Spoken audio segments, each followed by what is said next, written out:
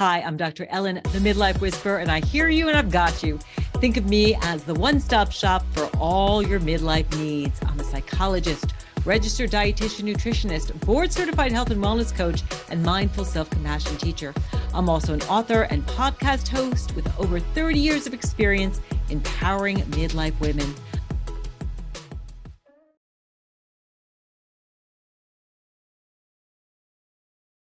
Hey, everybody. Welcome to Rock Your Midlife. Dr. Ellen here, the Midlife Whisperer, and I am back live. I was in beautiful Costa Rica for 3 incredible weeks and having the time of my life. I'll share a little bit more about that in a moment, but want to welcome all of you. If you're a new listener, welcome. This is the place to be. Like, midlife's hot right now. And I don't mean that literally, unless you're going through menopause, but truthfully, we are really, midlife women are roaring. I mean, we have midlife women running for president. If you watch the Super Bowl commercial, there were 2 commercials about menopause. It was the cover issue of the New York Times a couple of weeks ago. Midlife is all of a sudden, like, it's cool, it's hot, we're talking about it, and this is the place where it is all happening. I want to welcome listeners from Germany, Spain, Netherlands, Mauritius. Welcome, Mexico, United States, Australia, Canada. It's so awesome to have you here on the show. And, today's show, we're going to talk about one of my favorite topics, your body and food. Because at midlife, let's face it, we struggle with those issues. Body image, negative body image doesn't go away when you all of a sudden hit 40 or 50 or 60. In fact, it can get worse because menopause can create a situation where you're putting on a few pounds, your waistline's expanding, maybe your hair is thin, you're getting wrinkles. And you're not exactly craving carrots. You really maybe want to just get some salty food or some ice cream. And it can be a real challenging time. And research really shows that midlife women experience negative body image. So we're going to be talking about that today. And we're also going to be giving you some really amazing ways that you can change your eating habits. We're going to be talking with Alexander Gershberg about transitioning to a plant-based diet. And then we're going to be talking with psychologist and registered dietitian, Dr. Supartra Tovar, about how to let go of diet culture and tune into yourself instead. Because there's so much you can do with diet. I know with a lot of the women that I work with, moving towards a plant-based eating pattern, it doesn't mean you need to be a vegan, but you can, is so powerful in terms of really helping your overall body, helping you with some even things like hot flashes. In Japan, they don't even have a term for hot flash because they eat so much soy that they don't experience it. I know a lot of my patients, my clients, when they transition to more of a plant-based way of eating, they feel so much better. They stop struggling with their weight. You can eat as much as you want to a large extent because plant food really does fill you up without filling you out. And it's just a wonderful way to eat. So we're going to be talking with Alexander about that. He's got a beautiful new book that I have here. It's called Plant-Based 80 Nourishing Umami-Rich Recipes from the Kitchen of a Passionate Chef. Really a fun book to cook from. So you want to stay tuned to that. I want to tell you a little bit about my new Rock Your Midlife community. If you're enjoying the show, I'm taking the next leap in my midlife, rocking it.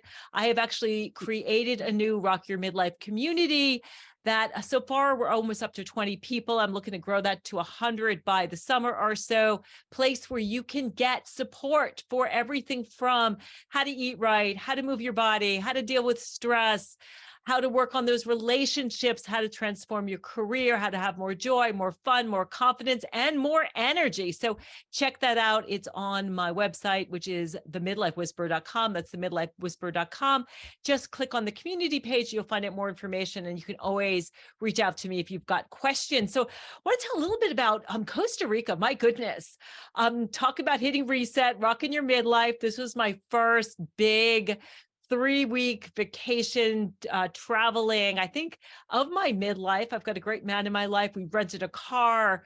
We went all over the country. We saw volcanoes. We went whitewater rafting down the Pacari River and stayed at the Rios Lodge, which was off the grid. You can only get there by whitewater rafting. We went to the Caribbean coast.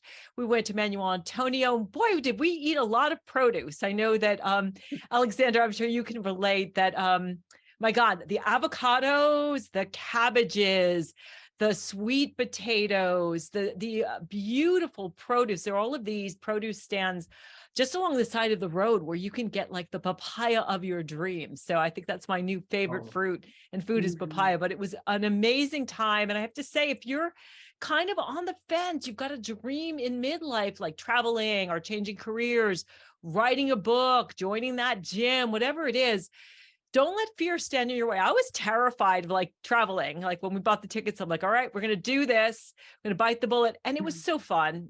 It was a great time. I grew so much individually, just having more confidence in myself and really getting to know new people and having amazing experiences. So I encourage you to really do that thing that's been on your vision board. And I just want to talk briefly too about the body image issue, because I was someone at midlife who really struggled with body image. And I was a personal fitness trainer at the time. I thought that if I starved myself and I exercised to death, I literally was working out 4 to 6 hours a day with all my clients, I would get the perfect body and I would love my body. But it didn't work. What ended up happening is I exhausted myself. I burnt out my thyroid gland. I got Hashimoto's disease, and I had to do a lot of soul searching. And fortunately, as part of my PhD research, I was fortunate enough to study self-compassion. And I did my research on self-compassion and body image in women. And I learned that what my research showed is that practicing self-compassion, being nice to yourself, treating yourself like a good friend actually improves body image. So my 6 steps when I work with women around body image are: first, practice self-compassion. You don't need to change your body to change your body image. Get support. So find other women who want to transform their body image, their relationships with their body. Join my community. We'll be doing that. Listen to your body. So diets teach us to follow a piece of paper or a specific workout instead of listening to the wisdom of your body. Challenge those negative beliefs. I watched another movie. The title had Leo, and it was with Emma Thompson. And it was about her midlife awakening sexually, which was amazing. And she shows herself naked in front of a mirror in the movie, and she's beautiful. It was on the Hulu channel. And I was just like, yeah, we can be beautiful at midlife. We don't look like a, 19-year-old waif, but who wants to? And so challenging those beliefs around what is beautiful, practicing intuitive eating, and also finding joy in your movement, and have fun in the kitchen. Eat what you love, play with your food. And speaking of that, I'm going to introduce our first guest, because I know this is a man who is passionate about having fun in the kitchen. He is Alexander Gershberg. He's a chef, he's a cooking teacher, and a cookbook author. Since 2011, his mission has been to inspire the world to eat more healthfully and for healthy food to become more sexy. I love that. Alexander was born in Russia. He grew up in Israel, and he has been in Amsterdam since 2006, and an amazing country with great food. And he has developed a unique cooking style inspired by his native cultures, together with a healthy approach to cooking and nutrition. His dishes, and I have his book here, it's gorgeously illustrated with beautiful photography. So I know his dishes are colorful, original, and very varied in his use of different flavors, ingredients, and cooking techniques. The result is intriguing, surprising, and feel-good, nourishing, and always delicious. Alexander believes that by eating in this way, people will be happier, healthier, and live more in harmony with other people and their environment. Welcome to Rock Your Midlife, Alexander. So good to have you. Nice to be here. Thank you for having me here. Yeah, from Amsterdam. So I have an Al, my oldest, and they live in Amsterdam as well. So it's a great city. I have to visit what a soon. Coincidence. Wow. Yeah, lovely place. But I want to start off by, the show is so much about transitioning, making changes. And I know that you transitioned from being a dancer to a chef. And I'm so curious about how that came about. How did you like change your, I guess, your dance shoes for Cuisinart and chef's knives? So I came to Amsterdam to study dance, modern dance. I used to be a modern dancer. And I followed the bachelor of 4 years to become a dancer. And during my dance studies, I suffered from a skin sickness that I couldn't cure in any way. I went to doctors and I took all kinds of medicines, and it went on and on for many months. It was very painful, and I had to struggle a lot with it. And then I heard about the macrobiotic diet from a colleague of mine, and I tried. I didn't know exactly what it was. I just knew it was more kind of whole foods, plant-based diet. And I tried few principles, and then the skin sickness went away within 1 week. Wow. And in general, I started to feel much more energized, stronger, more flexible. My colleagues started to tell me, "Hey, what are you doing? You look so much better. You're in a better mood. You're a nicer person." I started to sleep better. So then I started to read more and to research more about whole food plant-based diet. And I saw that also next to traditional medicine like macrobiotics, also modern research, honest research is talking about it. Also in the US, there are many doctors and organizations who are researchers who are speaking about the whole foods plant-based diet. And I wanted to inspire the world basically to eat healthier, to feel better, because I realized it has a lot of benefits next to healing my skin sickness. It can prevent a lot of sicknesses. It can even reverse a lot of sickness. And this is something science is talking about. So yeah, I started to organize, long story short, dinners, and people started to come. Then people started to ask me to cater for them or to cook for them as a private chef. Then I started to teach, and I published a few cookbooks. And that was about 11 years ago here in Amsterdam. Well, that's amazing. It's incredible how the universe just sets us on our path and we end up doing what we're meant to do. And I love that story. And there's such incredible information out there about whole food plant-based. And we know that it changes our microbiome, which is the part of us that lives in us that isn't part of us in our gut particularly. And there's just such fascinating information about the microbiome and psychology. There's a whole nutritional psychology, psychological push right now. I've had a couple of guests on about that. So it certainly helps your mental attitude, in terms of menopause. I know can you address a little bit about how a whole food plant-based diet can help women who are, dealing with things like hot flashes and night sweats? Yeah, so obviously I'm a chef and I'm a man and I'm in a different age. So I would like to say everything with certain modesty and humbleness, because no one can speak about it better than a woman who experiences it or about to experience it.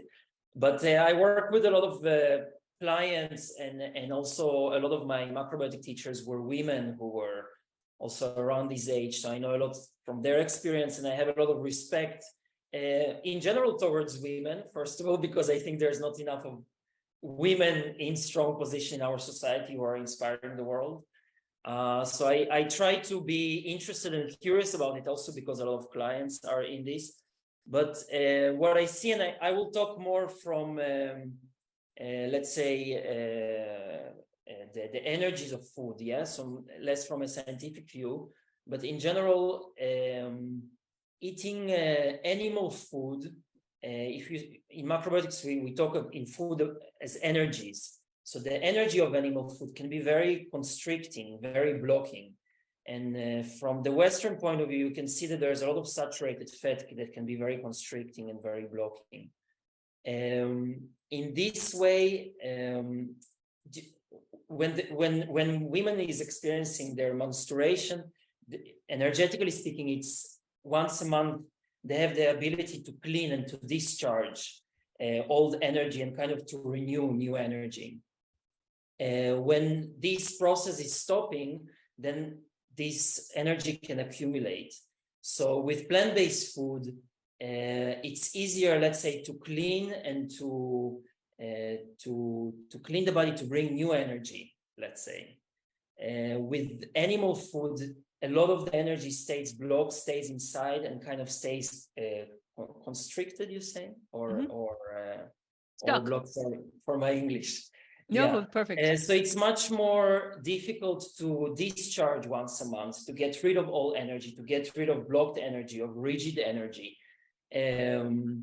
Also emotionally. With plant-based food, plants, they grow out and up, and a bit like the energy of the woman that grows up and out, more yin energy.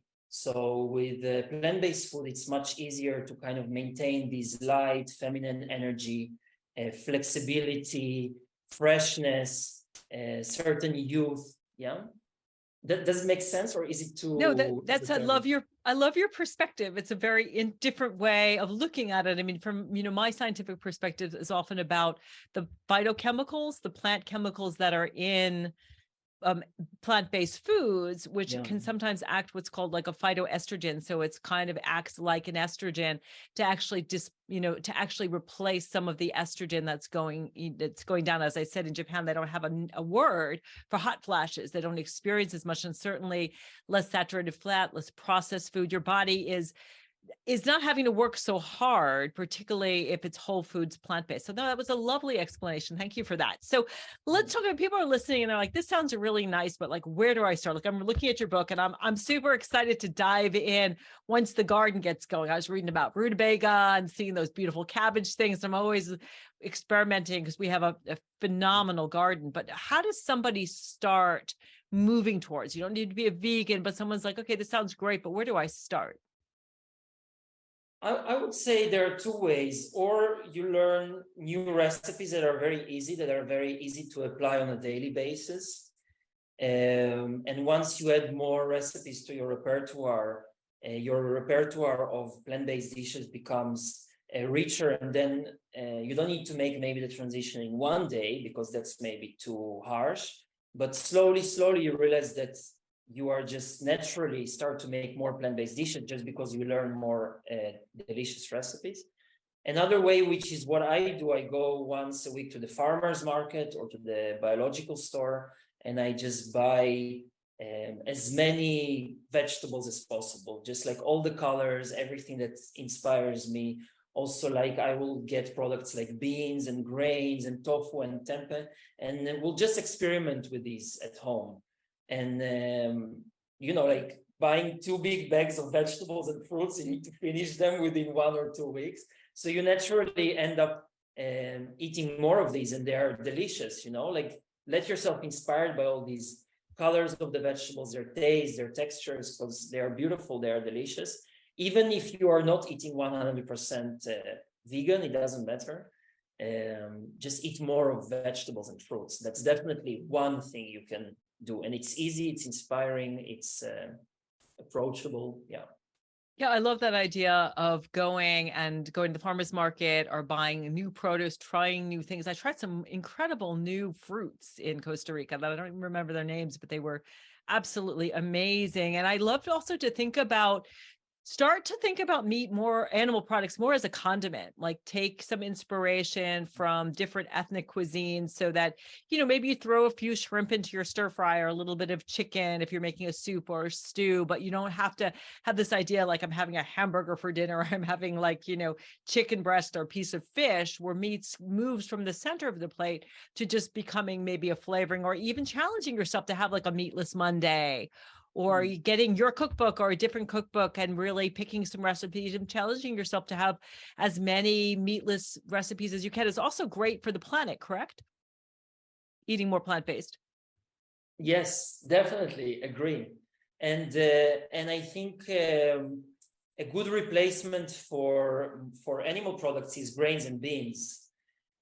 So incorporating more whole grains and beans give the full protein to the body. So all the amino acids that the body cannot produce by itself are present in whole grains and beans. So if you start to use more whole grains and beans in your cooking, you are more easy to drop the animal foods to the side, and then you have a complete protein in your meal. So that's something that I can really recommend. Yeah, Costa Rica was all beans and rice, beans and rice all the time, which was lovely. It was very easy. There's a big vegan movement there. So we only have a minute or so left. I want to make sure people can get your book. Tell us a little bit about where people can find it, and are the recipes easy or difficult in your opinion? I just counted a few days ago. Out of the 80 recipes, there are 54 recipes that are you can make within 20 minutes, the preparation time. So more than 50% of the recipes are very easy. People can get it online in any bookstores in America or around the world. And in all physical shops that sell English books, you can order it. And it's called Plant-Based. Awesome. All right. Well, this is here. It is plant-based. It's a beautiful book. Great gift as well. Plant-based, 80 nourishing, umami-rich recipes from the kitchen of a passionate chef. We didn't talk too much about umami, but that's that sort of almost like can you describe it? It's like it comes kind of from Asia. It's a meaty almost flavor. Yes. So we have 5 taste buds on our tongue. Salty, sour, bitter, sweet, and the 5th one is umami. It's basically means savory, and it's a taste which is present in meat, in cheese, but also in tomatoes, in mushrooms, in miso, in seaweed. And because I'm such a fan of the Japanese diet, I really emphasize this aspect of the umami flavor in dishes. And umami we taste as something like very comforting, very full in your mouth, very round taste, something between sweet and salty. Imagine roasted mushrooms or Parmesan cheese. That's very full of umami. So I just heard my producer and actually the break. We have a few more minutes. So tell us a little bit about some of the recipes. What are some of your favorite recipes in the book? And why did you write the book? Because I know you have a few other books that you have written, and this one's a little different. Yeah, so my second book was called Energy, and then I spoke about the more esoteric knowledge of the energies of food, like I spoke with before. And then I realized for certain people, it's a little bit too, I don't know, new age or wishy-washy. And I wanted to write a book a little bit from the Western perspective of nutrition. So I looked at the Harvard's university's medical school food pyramid, and I based it on this and also on the macrobiotic diet and the Mediterranean diet. And I made like a food diagram, maybe I can show because I have the book here, which is basically the plant-based diet. So it's whole grains, vegetables, and some extra foods. And then each chapter in the book talks about one of these different groups of food. So like the first chapter is about whole grains and like 20-30 recipes of what you can make with whole grains, because most people don't know or how to cook them or how to make them tasty and delicious and really indulgent. And then you have beans, root vegetables, sweet round vegetables, green vegetables, seaweed, ferments, and fruits and desserts. And I wanted to write it because I want more people to just discover how delicious plant-based cuisine can be. And it's not a punishment. It's not like a punishment diet. You can really enjoy it. It can be indulgent. You can impress your friends and your family with this. I've been doing it for 15 years. It saved my life and my health. Really, I haven't seen doctors since then. And it's so much fun. It's great. I like I said, I go to the market, I buy all these vegetables and fruits. They are colorful, they are beautiful. It's full of taste. It's friends who come to eat with me and my family. They're like, oh my God, this is even better than the normal food we have. So many benefits to it, and we rarely hear about it in the media. So yeah, I wanted to inspire people to do that more. And we should be hearing more. I mean, I think it's just really incredible when we think about how much push we see in commercials and things for things like pharmaceuticals, where if people ate this way, not needing to be 100% vegan, but if people really did an anti-inflammatory diet, which again, plants are the basis of that, we wouldn't have things like so much heart disease, cancer, high blood pressure, all of these diseases. But there's not a pill that you can take that does what a whole food plant-based diet does. Yeah. Again, sickness and death is part of life, so you cannot prevent everything in 100%. but definitely to 80 to 90% can be prevented, which is huge. You know, like no one there from the food industry and from the pharmaceutical industry has an interest of us finding out how many benefits whole foods plant-based diet has. But it's actually our individual, almost egoistic in our interest to eat like this, because once you discover how many benefits it has, and it's almost being kept secret from us in the media and by the industries who have so much money to put commercials for new medicines and for new foods out there. But when you find out the benefits, you're like, oh my God, I want to do this. And when you start to feel them, especially on your own body, when headaches go away, when what I know from other women, menstruation pain go away, when you can sleep better, when you mentally feel nicer, when your mood is better. It's not only about food. Of course, there is more work to be done on other levels, but food has a huge, immense influence on how we feel physically and mentally. Yeah. And also, I know a lot of people listening are thinking about their weight and they're looking for that next magic bullet or, diet or whatever it is. But if you eat this way, you can eat so much food. Like last night, I just made a big vegetable soup. And then when we just make a raw platter, we just cut up vegetables with hummus. And you're stuffed because plant food has all of this fiber, all of this water. So it fills you up. It takes a long time to eat. So we get full because when our stomach gets full, we give off hormones that tell our brain, like, you're getting full as your stomach stretches. And then also it just takes time for your brain to register that you're full. And it takes I'm amazed, like when I make a huge salad, because my man Kenny grows amazing kale, it'll take us like a half an hour to like eat a big kale salad, but super satisfying, super delicious. Your book is such an incredible inspiration. And I love that you have fermented foods in there, which are, again, so important for your microbiome. Tell us a little bit about the fermented foods, why you put them in there, and kind of what that entails, making your own fermented foods. Yes, so I don't know in America, but here in Europe, it's a big trend, these fermented foods. But it's been also traditionally used a lot. First of all, the first reason was to preserve vegetables, to keep them throughout the winter. Now we need it less. But a side effect of fermented foods is that they have certain enzymes and certain bacteria that are very good for our intestines. So it's basically, nowadays in the market, you find probiotics. Right, and supplements. It was, but that's natural probiotics. Products like kimchi and sauerkraut and gherkins and miso, shoyu, all the Japanese types of ferments. They have very good enzymes and microorganisms that are good for our intestinal flora. And like we've spoken before, when the intestinal flora is in a good condition, the intestinal flora are the environment, the community of microorganisms, of bacteria in our intestine. Bacteria is a good thing. Yes, the right kind of bacteria. We have neutral, and we have not so good, but the sauerkraut, the kimchi, the kombucha, all does that. We actually make sauerkraut. It's incredibly easy to do. All we do is we grow the cabbage. I think last year we made something like 40 liters. You crunch it up with your hands with a little bit of salt, maybe some caraway.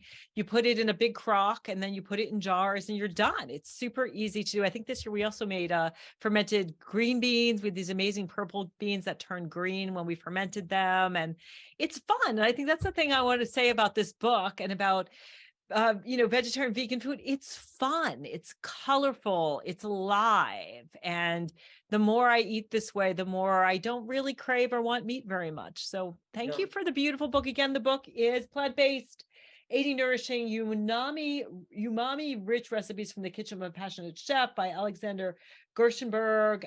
Beautiful book, would be a great gift.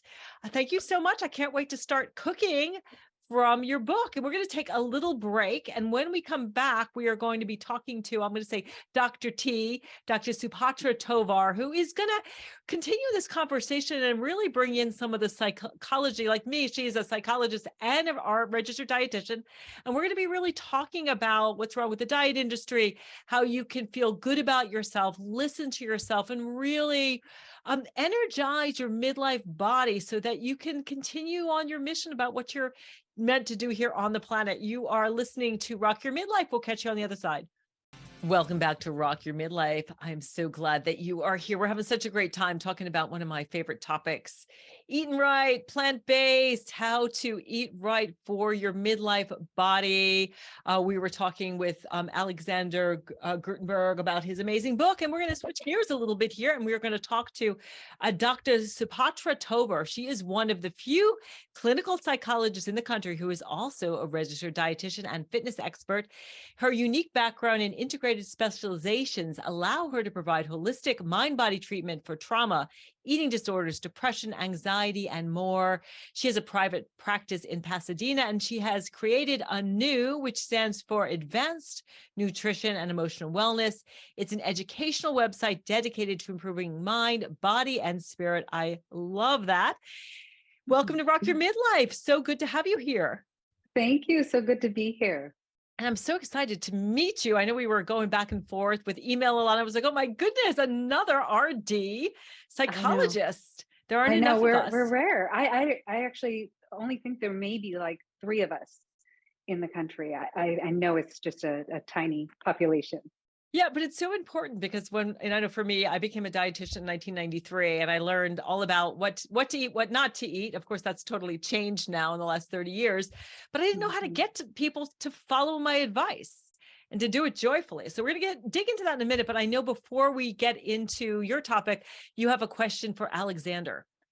I do. I think, especially living in Western society, people are so set on meat-based diets. We have keto, we have paleo. It's just so ingrained in our culture.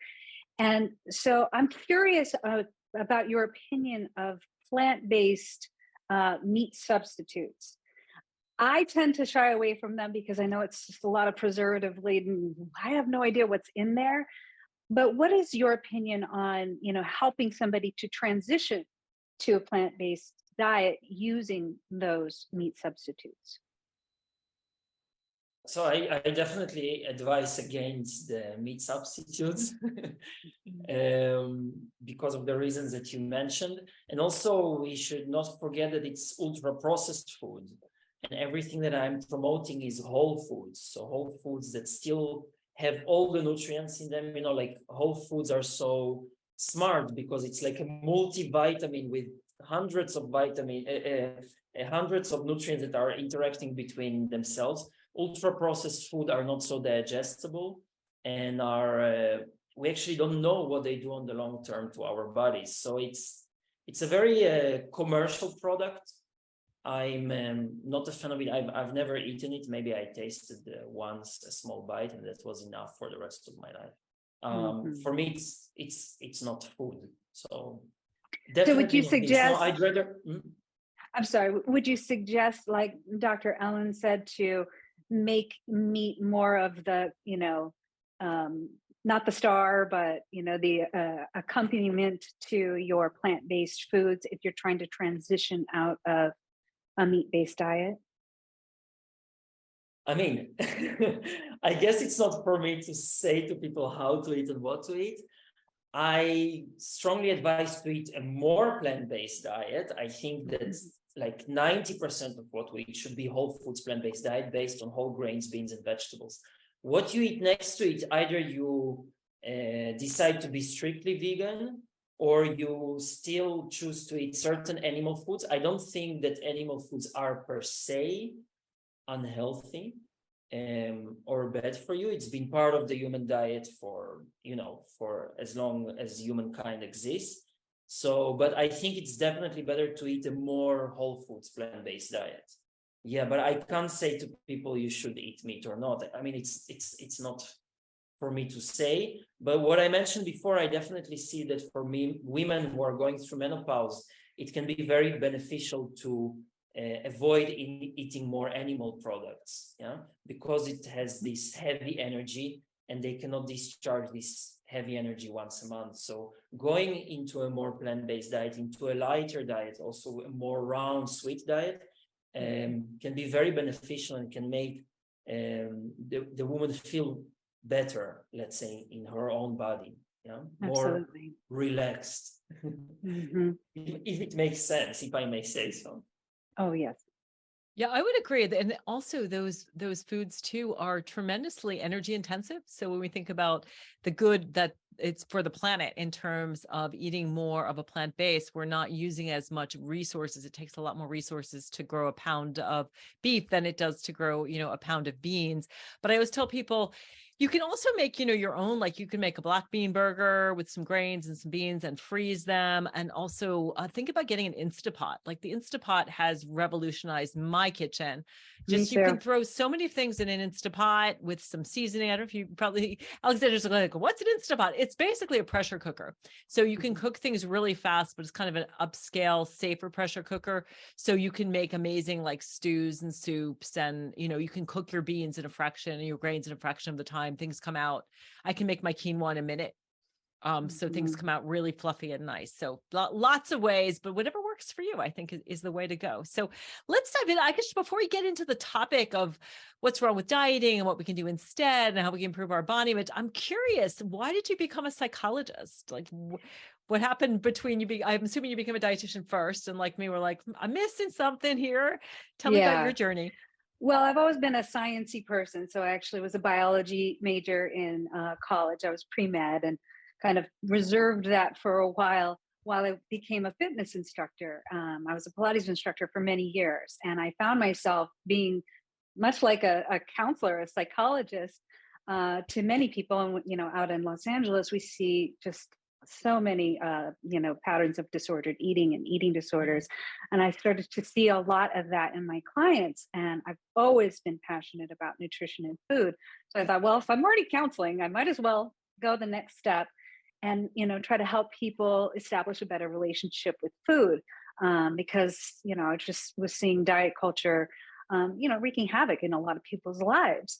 Then I went, to study nutrition, which was, of course, an entire journey. And just like you, I realized I don't have the scope of practice to really get into the mindset of someone who may have developed these patterns of eating. And so I decided to go on to get my doctorate in clinical psychology to be able to kind of treat the whole person. And so I felt like that was like the perfect trifecta, having a lot of knowledge about physiology in the body, nutrition, and then psychology. I feel like I'm really truly able to treat a person on a holistic level. So it's been life altering for me. The best thing I've ever done.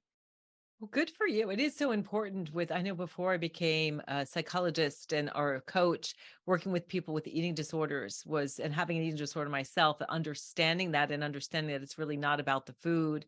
It's about so many other things. And it's also, the crux of it is that we live in this society where we're told that to be beautiful and even acceptable, we have to be this thin ideal. And then in order to do that, we have to be on this unhealthy diet, chronic spiral. Can you talk to that a little bit about why our society is so toxic in terms of this diet culture?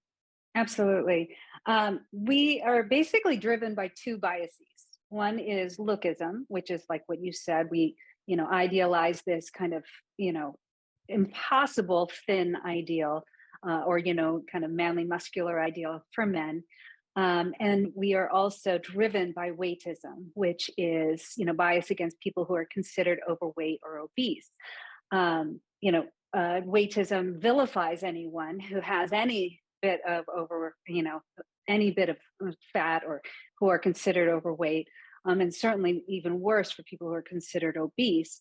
So people are driven, mainly out of fear of being stigmatized for being, this weight, to go into, idealizing and striving to be like our celebrities, like our movie stars, like the models that they see. So you see that, and then it's completely driven by an industry that supports that. And that's where you get so many of these diets, and people follow them, and keep dieting and then failing, and dieting and then gaining the weight back, dieting and gaining the weight back. Because I think what is so important for me to be able to educate people about is that dieting inherently, physiologically, sets us up to fail, because we go into these cycles of restriction, and our bodies are not meant to withstand periods of restriction. We are like physiologically designed against that.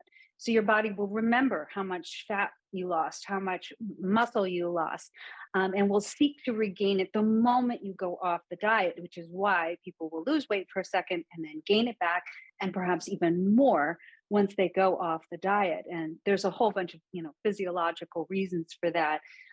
Primarily that you're messing up your hunger and your fullness hormones. And then you go into what's called compensatory hyperphagia, which just means you are making up for, which is compensatory, hyper meaning a lot, and phagia meaning eat. You eat a lot after a diet so that, and it's uncontrollable for most people, so that you can replenish what was lost when you diet. So it's become my mission to, eradicate dieting as it stands. I have actually just launched a course called Deprogram Diet Culture, where I go through a 7-step method of helping people to remove themselves from diet culture and learn how to listen to their bodies, by, first of all, understanding the physiological reasons why diets don't work, and helping people to retune into their hunger and fullness. Because if you look at every single diet, it's designed so that you ignore your hunger signals. And when you ignore your hunger signals, you actually create more cravings and desires to eat high fat, high sugar foods, so that you can replenish that. But if you were just to listen to your hunger, just to listen to it and eat when you're hungry, your hunger hormones and your fullness hormones would start to balance out. And that's when you start to lose weight, or at least maintain a healthy weight. So it's actually much simpler than, diets, and it's without, the pain and the suffering that diets inflict on people. So the course is, what I've been using in my therapy office for years to help people with very serious eating disorders. And then it's generalized for the public.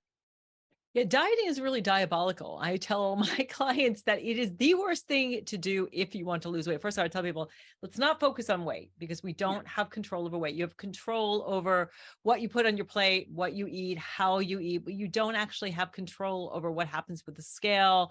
It's not, as dietetic school, we're kind of taught like calories in, calories out, but Yes. I have found that's not true. The other thing that happens, which is crazy, is that your cortisol levels go up. And when your cortisol levels go up, which is cortisol is the hormone of fight and flight, when you are starving yourself, your body thinks danger, starvation. So what it does is the cortisol goes way up, which is that stress, fight or flight hormone that tells your body to do two things: to increase your appetite. So once the danger is past, you're starving. Of course, you're hungry because you're, in calorie deprivation. And it also increases fat deposition around your midline, exactly what you don't want from both a, aesthetic perspective, especially at midlife, as well as, a health perspective. We know that the weight around the midline is metabolically active, and it's associated with things like heart disease. And so it is crazy. I'm always like scratching. I mean, I know how we got here. We got here because of greed, because the diet industry is a multi-billion-dollar industry that is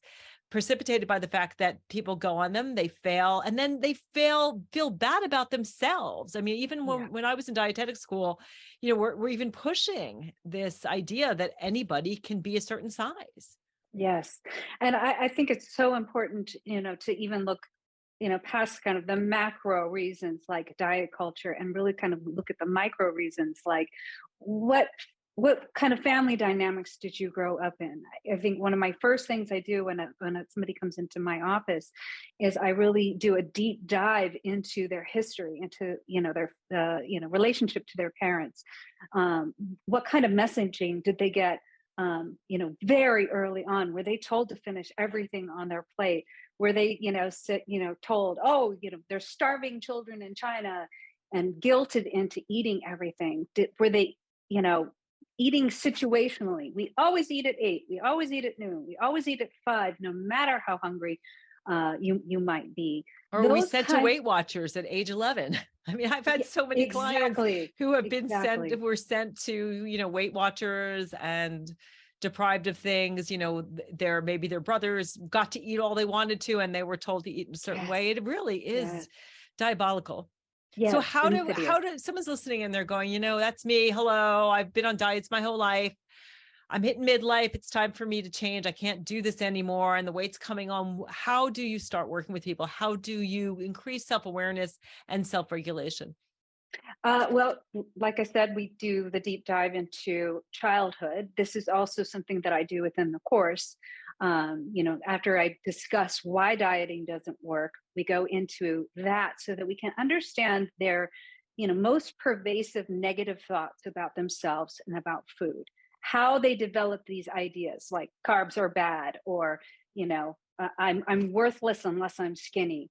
Those kinds of things we really, try to examine. I use cognitive behavioral therapy. So what's the evidence that you're worthless unless you're skinny?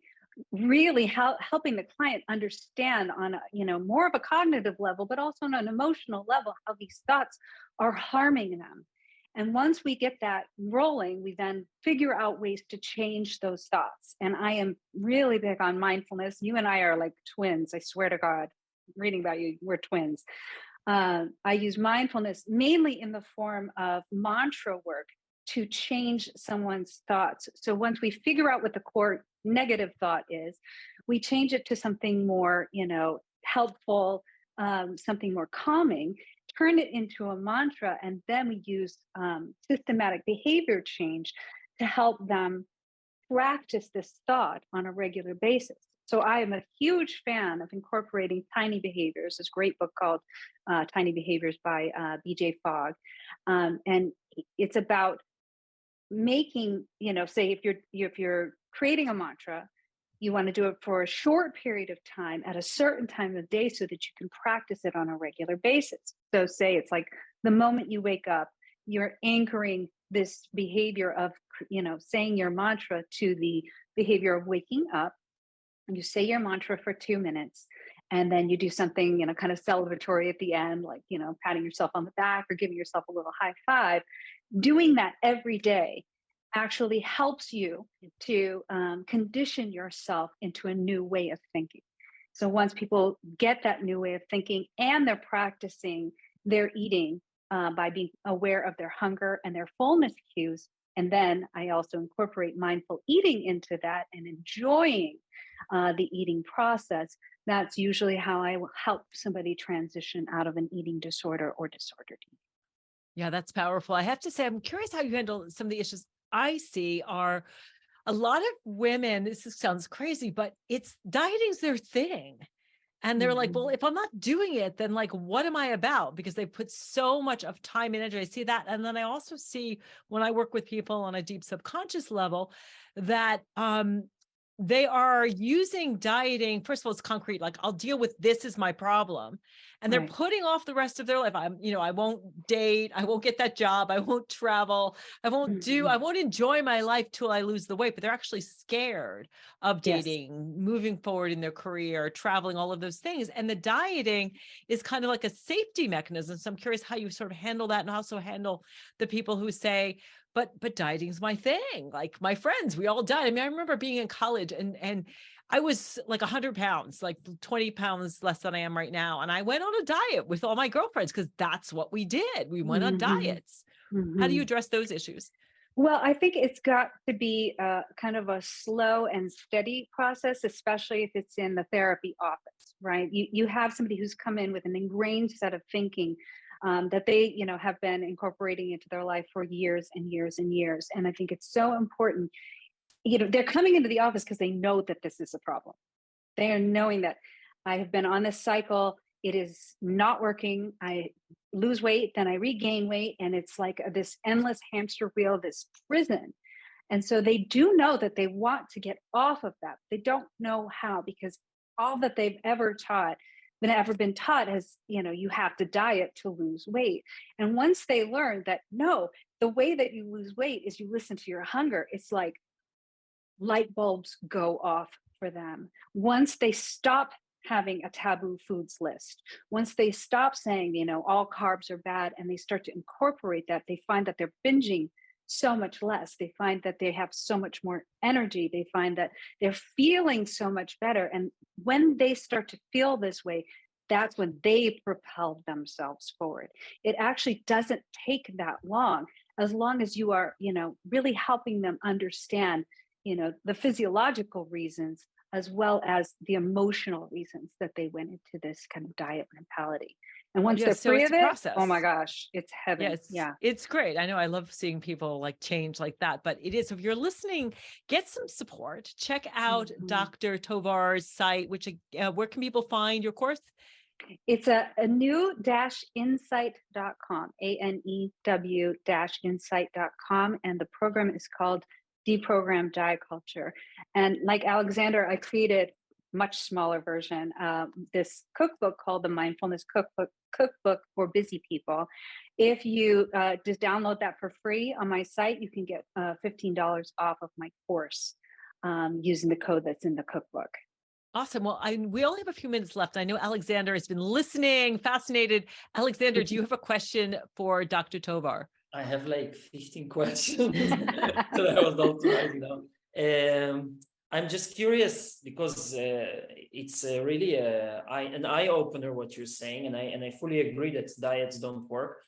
So, but if someone does want to lose weight or does want to go on a diet or change their life habits or eating habits, I understand from you that the first way is to improve their relationship with themselves and to have a better positive image of themselves, and then naturally what they eat will change. But what do you still say to the people? What should you eat or what you should not eat, or everything is allowed, or are there any recommendations of foods that are more beneficial? Or Oh, absolutely.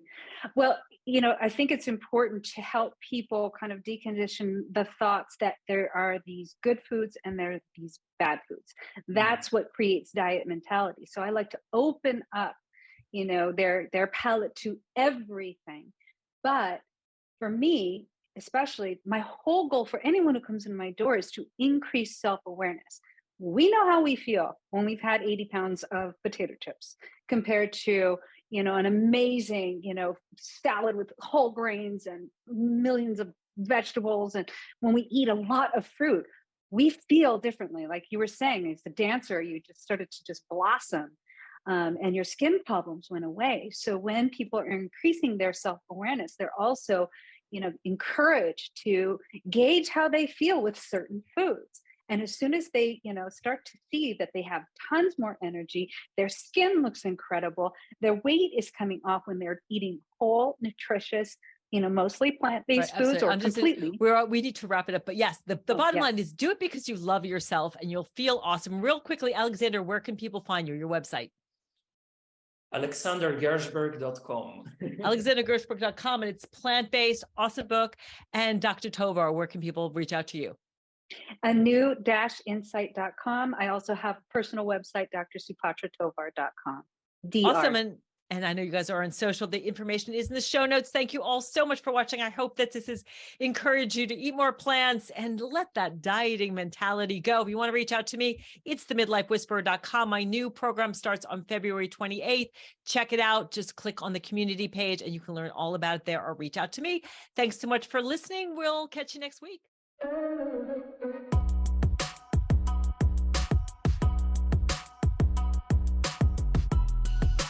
Midlife can be challenging. You may be sandwiched between growing kids and aging parents, dealing with menopause or a health issue, and trying to find work-life balance. Or maybe your life looks good on the outside, but inside you're feeling stuck and wondering how to get your confidence, energy, and joy back. Hi, I'm Dr. Ellen, the Midlife Whisperer, and I hear you and I've got you. Think of me as the one-stop shop for all your midlife needs. I'm a psychologist, registered dietitian, nutritionist, board-certified health and wellness coach, and mindful self-compassion teacher. I'm also an author and podcast host with over 30 years of experience empowering midlife women. I provide inspiration and wisdom to help you transform your health, your mindset, your relationships, and your life so you can rock midlife.